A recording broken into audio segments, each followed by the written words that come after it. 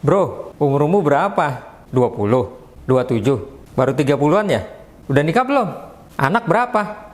Anak baru satu? Oh, anak kedua. Pertanyaan-pertanyaan seperti itu mungkin sering kalian dapatkan. Kenapa orang lain bertanya hal itu mengenai umur kita, mengenai kita punya anak berapa? Di video ini, saya akan membagikan kepada kalian bagaimana siklus seseorang dalam menjalani sebuah kehidupan. Ini berdasarkan pengalaman saya dan pengalaman dari orang-orang yang pernah saya ajak bicara, dari teman-teman, kakak, saudara. Ternyata di usia-usia tertentu, hampir setiap orang ujiannya sama, hanya ceritanya berbeda. Ingin mendengarkannya? Tetap di Riva Channel, jangan kemana-mana. Dan jangan lupa ya, like, subscribe-nya, oke?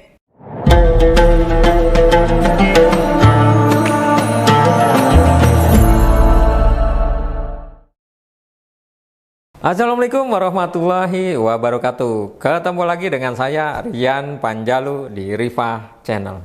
Ya teman-teman, di video ini saya akan berbagi pengalaman mengenai bagaimana sih ujian-ujian atau cobaan-cobaan setiap manusia.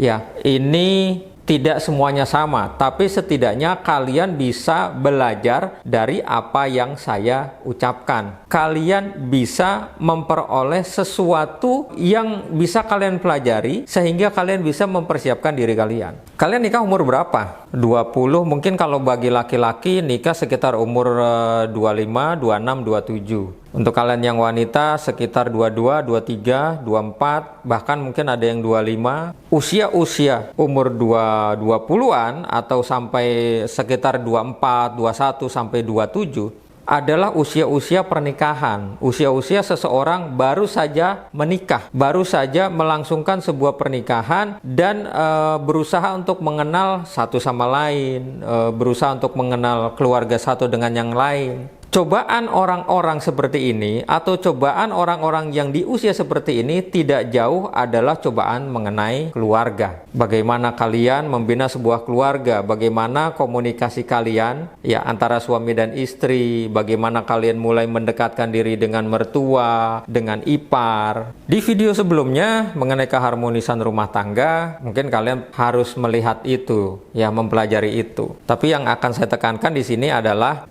hampir setiap manusia, hampir setiap orang yang sekitar usianya adalah, kalau perempuan itu menikah ya tadi ya ada 22, 23, kalau laki-laki sampai 26, 27, masalahnya nggak jauh dari rumah tangga. Masalah utamanya kadang mau tinggal di mana, ikut mertua, atau terkadang suami kerjanya jauh, istri bekerja, lalu kalian yang sudah punya anak, ini anak yang ngurus siapa? Kalau suami istri bekerja, diurusin mertua jadi masalah. Ketika anak kita diurusin oleh orang tua kita, orang tua si suami, istri jadi masalah. Atau ketika anak kita yang ngurus adalah mertua kita atau orang tua dari istri kita, ada aja masalahnya. Itu nggak bisa dilepaskan dari hal itu. Ketika kalian baru awal-awal menikah, masalahnya yaitu. Atau kadang masalah uang. Kalian punya penghasilan, suami istri punya penghasilan, istri mau ngasih orang tuanya, padahal suaminya lagi butuh, di rumah lagi banyak pengeluaran. Atau suami penghasilannya lebih kecil daripada istri, itu jadi masalah juga. Kenapa? Ya, terkadang ketika suami penghasilannya tidak sebesar istri, mungkin ada sedikit rasa bahwa si suami ini merasa tidak mampu, kurang percaya diri, atau bahkan si istri merasa di atas, kamu kan gajinya kecil, udah ikutin aja. Itu masalah-masalah yang umum terjadi. Di awal-awal menikah, di usia-usia pernikahan pun, biasanya kita banyak menahan diri agar rumah tangga kita tetap terjaga. Tapi seberapa kuat kalian menahan diri? Seberapa kuat kalian untuk menghadapi konflik-konflik di rumah tangga? Bahkan terkadang meluas, konflik bisa antar keluarga suami, keluarga istri, itu bisa terjadi. Bahkan kadang orang tua ikut campur, mertua ikut campur, juga ipar ikut campur, ada tetangga ikut campur, ada tukang kompornya, tukang kipasnya. Kalian harus banyak-banyak mempelajari hal itu. Silakan kalian bisa menonton video saya mengenai bagaimana menjaga keharmonisan dalam rumah tangga. Usia-usia seperti itu kita banyak menahan diri.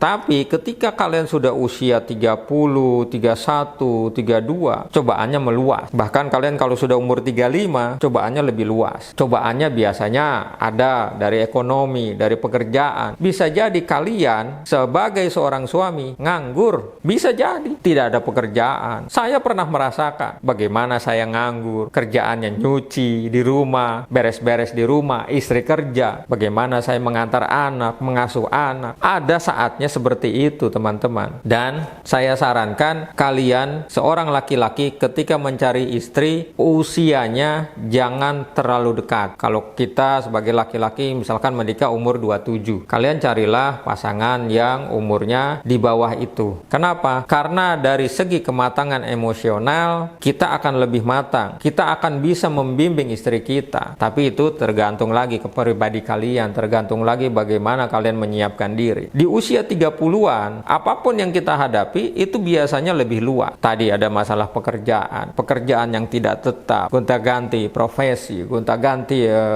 bagaimana kita mencari kerja ke sana kemari, penghasilan yang tidak menetap, sedangkan banyak pengeluaran yang harus kita keluarkan. Terlebih lagi kalian yang sudah punya anak, biasanya kalau sudah umur 30-an itu anak sudah nomor 2. Sebagian dari orang yang saya pernah diskusi, pernah curhat, pernah berbagi cerita, anak yang kedua ini biasanya bawaannya beda. Kenapa? Biasanya di anak kedua ini kita akan mengalami satu cobaan, satu ujian yang berat yang belum pernah kita alami. Di video saya mengenai keajaiban doa, itu saya alami ketika saya baru saja mendapatkan anak yang nomor 2 dan umur saya 30. Hal-hal seperti itu pada umumnya banyak orang mengalami seperti itu. Ketika kita mempunyai anak kedua, mulai umur 30-an, ketika kita mendapatkan anak kedua, umur kita itu sudah 30-an, mungkin 31, 32, atau bahkan ada yang 35. Ujiannya makin berat. Biasanya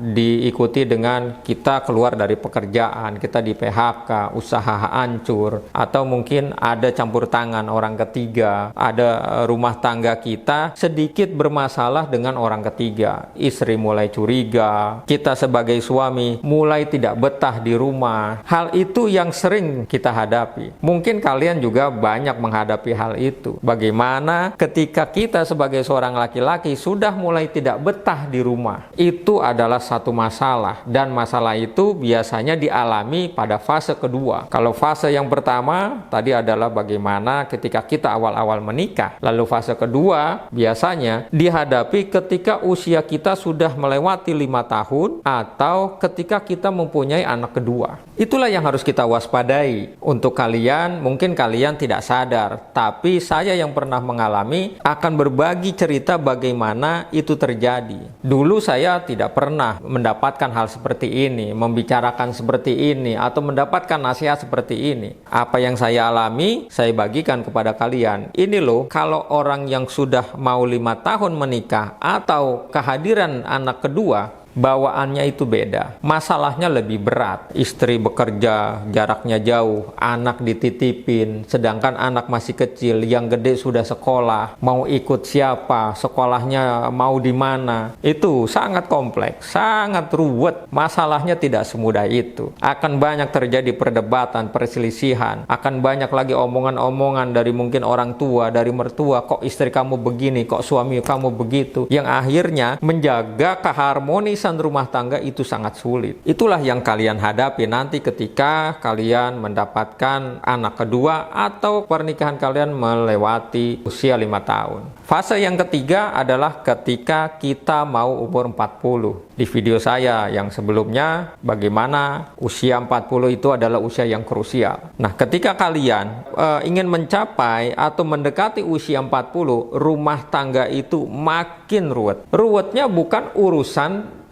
di luar, ruwetnya bukan masalah-masalah yang ada, itu bukan dengan orang lain, dengan keluarga, bukan, tapi lebih kepada bagaimana mendekatkan diri kita kepada istri. Itu akan muncul lagi yang di fase pertama pertama akan masalah-masalah yang di fase pertama dan di fase kedua itu titik puncaknya adalah ini di fase ketiga. Ketika kita umur 40, menjelang umur 40. Bagaimana kalau kita tidak bisa menjaga diri kita, tidak bisa menjaga keharmonisan di dalam rumah tangga, sebagaimana saya jelaskan di video saya yang 8 kunci menjaga keharmonisan rumah tangga, itu perlu kalian tonton ya. Kalau kalian tidak bisa menjaga itu, habis sudah rumah tangga kalian. Makanya kalau kalian lihat, mungkin di sekitar kalian atau di berita-berita, banyak orang yang bercerai umurnya 30-an ke atas. Banyak, 30, 31, 32 untuk yang perempuan, kadang laki-laki ada yang 37, 38, mereka bercerai. Kenapa? Ujian mendekati umur 40 ini berat. Dan bukan sampai itu saja, setelah 40, 41, 42, itu pun berat. Ketika seseorang umur 40, terutama laki-laki, ada orang yang mengatakan dia memasuki fase puber kedua. Yang saya rasakan benar. Itu benar, bukan omong kosong. Ketika umur 40, bagaimana puber kedua itu muncul, bagaimana bisa dikatakan, mohon maaf, nafsu syahwat kita itu sama seperti kita masih muda. Ketika hubungan kita dengan istri tidak harmonis, tentu itu akan mempengaruhi kita. Tentu bagaimana kita sebagai suami ya tidak bisa mendekati istri kita, bahkan istri kita menolak, dan itu yang akan menjadi masalah. Kalau komunikasi tidak terjalin dengan baik, ya bunga-bunga mau bermekaran di luar itu banyak. Terkadang bisikan-bisikan setan itu akan muncul.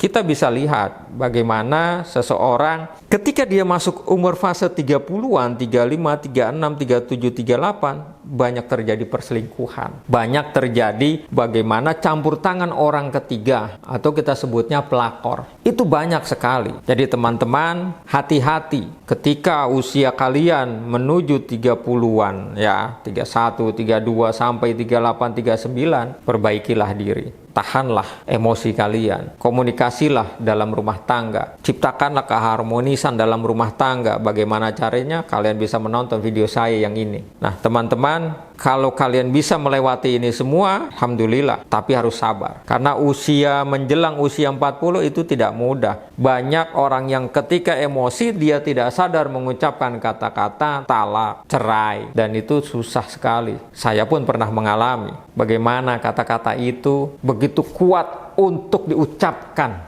Emosi yang selama ini ditahan tidak terbendung. Selama beberapa tahun menikah, punya anak 1, punya anak 2, mungkin anak 3, ya, emosi itu tidak terbendung, puncaknya ada di situ. Jadi kalian berwaspadalah, hati-hatilah. Kalian yang selama ini sudah menikah, ya mau masuk ke fase ketiga, ya di mana kalian sudah umur 30-an, 35, 36, 37, 38, terutama bagi laki-laki, kalian jangan lupa kalian punya istri di rumah. Itu istri sah. Jangan melihat bunga-bunga bermekaran.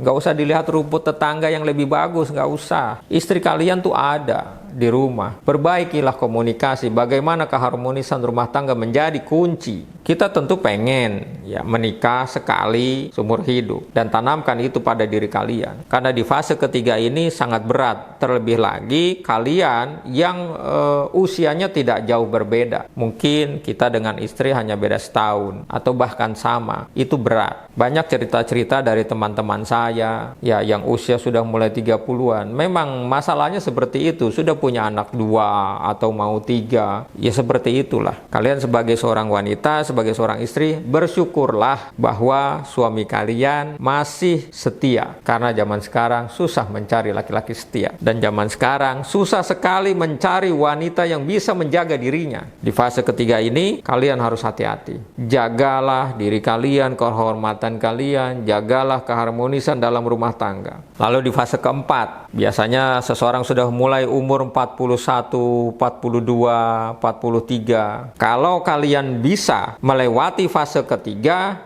dan fase keempat ini, insya Allah masalah-masalah yang ada di dalam, artinya di dalam keluarga kalian itu sudah selesai. Dia tidak akan muncul lagi. Atau sekalipun muncul, kalian sudah tahu bagaimana cara mengatasinya, bagaimana cara menghadapinya, menyelesaikannya. Di fase keempat ini, kalau kita sudah melewati fase 1, 2, dan 3 dengan penuh perjuangan tentunya, maka di fase keempat kalian akan naik kelas. Kalian akan naik tingkat sedikit. Mungkin kalian akan memberikan solusi-solusi, mencoba menyelesaikan masalah-masalah orang lain. Masalah kakak, adik, ipar. Karena kalian sudah berhasil melewati 3 kali ujian. Yang akhirnya ujian yang kalian hadapi ini harus kalian gunakan untuk membantu orang-orang yang terdekat dengan kita. Dan perlu diingat teman-teman, kalian yang sudah umur 40, kalian perlu melihat video saya yang mengenai usia 40. Di usia 40 ini kalau kalian tidak berubah,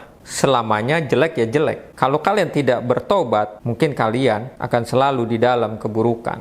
Umur 40 itu persimpangan. Kalian mau ke kiri atau mau ke kanan. Ketika kalian sudah ke kiri, ya sudah, kalian tidak bisa ke kanan. Ketika kalian sudah ke kanan, jangan pernah ke kiri. Jadi teman-teman, banyak orang-orang yang sudah usia 40 untuk membina rumah tangga lagi susah ketika dia gagal berumah tangga. Kegagalan dalam rumah tangga akan membuat seseorang sulit sekali untuk membangun sebuah rumah tangga yang baru. Sangat sulit, tidak semudah itu. Artinya ketika kalian mungkin sudah mendapatkan pasangan yang menurut kalian cocok, itu tidak mudah. Ada sebagian orang mengatakan, saya mau sendiri dulu. Dia sudah umur 40 ke atas. Tapi ada juga orang yang berhasil melewati fase kedua dan ketiga, tapi di umur 40 dia tidak berubah. Bahkan dia malah menyusahkan anaknya, keluarganya, istrinya. Ada yang seperti itu. Selalu dalam kemaksiatan, selalu nyusahin orang tua. Itulah teman-teman fase keempat. Dan fase kelima tidak bisa saya ceritakan karena saya belum mengalami, karena umur saya pun masih 40-an. Kita lihat saja nanti ya bagaimana fase kelima. Kalau itu sudah saya lewati, saya akan berbagi kepada kalian, dan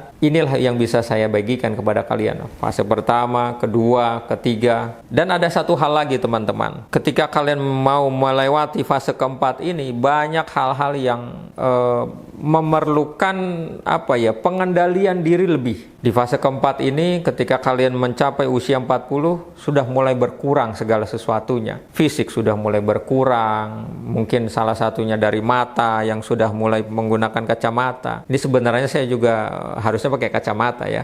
Lalu dari apa? Mungkin gigi kita sudah mulai rusak, mulai berlubang. Kaki sudah sedikit tidak bisa berdiri lama. Dari fisik kita sudah berkurang. Dari segi daya ingat, dari segi nalar kita sudah mulai berkurang. Bahkan dari orang-orang terdekat pun itu sudah mulai berkurang. Kita kehilangan orang tua kita ditinggal oleh orang tua kita, atau kalian ditinggal oleh anak kalian sebagaimana saya alami. Saya pernah mengalami kehilangan seorang anak. Bahkan dia belum sempat lahir ke dunia. Dan hari itu adalah hari kelahiran dan hari kematiannya. Nah teman-teman, di fase keempat ini semoga mental kalian lebih kuat. Persiapkanlah mental kalian di fase ketiga, karena fase ketiga itu adalah ujian yang sangat berat untuk mencapai fase keempat. Kenapa saya mengatakan fase keempat? Karena umurnya 40-an. Seseorang yang sudah umur 40 mulai banyak yang dikurangi. Rambut hitam sudah mulai berkurang menjadi putih.